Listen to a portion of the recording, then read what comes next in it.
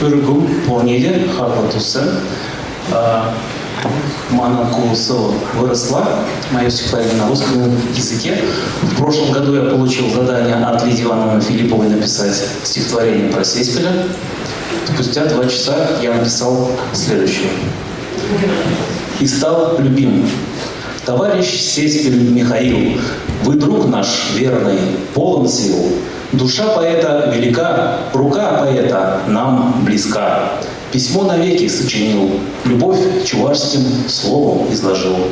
Путь в раннем детстве он открыл, и в 25 он с нами был. Сегодня помним мы тебя, поэты, верные друзья.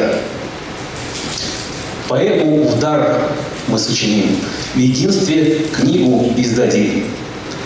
Кино посмотрим все друзья, где Сеспель в гриме Пер Иосифа. Как в детстве Сеспель мы ходили, в кинотеатр полюбили. Сегодня Тюз его зовут, актеры память берегут.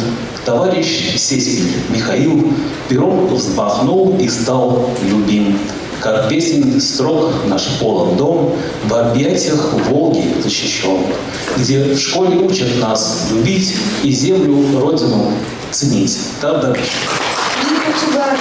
хочу отметить, казалось бы, такое стихотворение легкое, да, но вот мы с Юрием Семеновичем постарались и выбрали, оставили такие стихи в этом сборнике, что тема не повторяется, тема совершенно разная, поэтому я говорю, вот если кто-то никогда не слышал о Михаиле Сеспеле, кто такой, вот взять этот сборник, прочитать, пролистать, и они поймут, кто такой есть наш Михаил Сеспель.